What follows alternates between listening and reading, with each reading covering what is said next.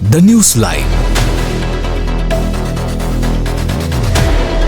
Hello and welcome back to People's TV. In today's video, we want to highlight key moments from a recent interview conducted by the BBC with a senior Hamas official on Sunday, July 6th. We've chosen to feature this content because the conflict in Gaza continues to be a breeding ground for misinformation. From the very beginning, we've emphasized that many of these misleading narratives are being pushed by sources aligned with terrorist groups and individuals who promote radical Islamic ideologies. That's why, whenever credible information emerges, even from controversial or unexpected sources, we are committed to presenting it truthfully, without bias or distortion, and with the courage to confront uncomfortable facts. In the BBC interview, the senior Hamas official made several revealing statements. As we reported in an earlier video, the Israel Defense Forces, IDF, have taken control of approximately 70% of the Gaza Strip. According to the Hamas official, this number has now risen to 80%. He admitted that Hamas command and control system has effectively collapsed after months of sustained Israeli airstrikes that have devastated its political, military, and security leadership. The official described a picture of disarray within the organization, acknowledging the near-total breakdown of security across Gaza, an area Hamas once governed. In his own words,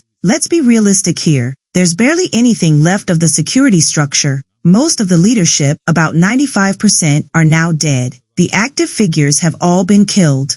Regardless of differing opinions or political allegiances, these are the words of a senior Hamas figure. We urge those around the world who continue to champion Hamas to acknowledge this reality. If the group isn't completely defeated, it is certainly in its final throes. Denying this serves no purpose. Meanwhile, the IDF has achieved significant military gains. Adding to Hamas' challenges is the unexpected stance of several Arab nations, which have not come to its defense in the way the group likely anticipated. This silence further weakens Hamas's position on the global stage. That said, it's important to stay alert. Pro-Hamas factions continue to circulate narratives of imminent victory. Our aim is not to silence dissenting voices, but to present the facts as they are, boldly and clearly. Frankly, these pro-Hamas sympathizers should be sent to the Gaza Strip to witness the reality firsthand, the very oppression they claim to oppose yet indirectly contribute to. In a recent report, Saudi Arabia stated its vision for a Hamas-free Gaza Strip. The kingdom emphasized that Israel must defeat Hamas militarily before they would consider entering the Abraham Accords. This is crucial. They're not rejecting the accords, they're saying, defeat Hamas first. That's why Hamas leaders accuse fellow Arab nations of remaining silent. In truth, they're not silent. They're openly criticizing Hamas. Saudi Arabia has also urged that Gaza be brought under the Palestinian Authority's supervision once Hamas is removed. This is the reality of where things stand,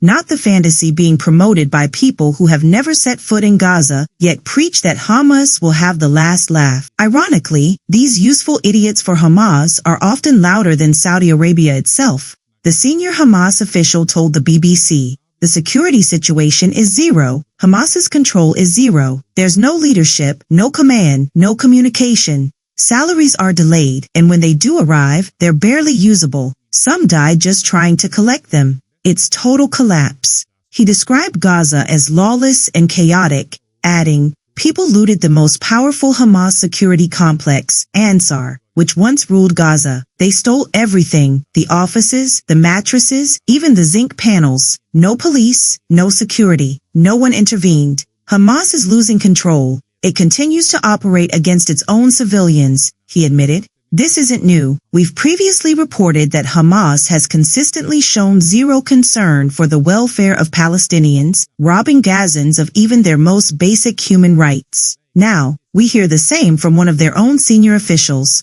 Meanwhile, the Israel Defense Forces have intensified operations against Hamas in Gaza, even as negotiations to free hostages continue. As we've emphasized earlier in this video, the conflict has entered a decisive stage. Hamas now controls less than 20% of the Gaza Strip, and Israel's special operations are progressing steadily to liberate the remainder. As we close, it's important to acknowledge the political leadership shown by the Netanyahu administration throughout this conflict. Despite pressure from the international community, arrest warrants, and shifting alliances, Israel has remained focused and determined. In conclusion, even Hamas officials are saying what many refuse to accept. Gaza is collapsing under Hamas. It's time for Hamas and its global sympathizers to wake up to reality and come down from their cloud of delusion. Subscribe us for more details.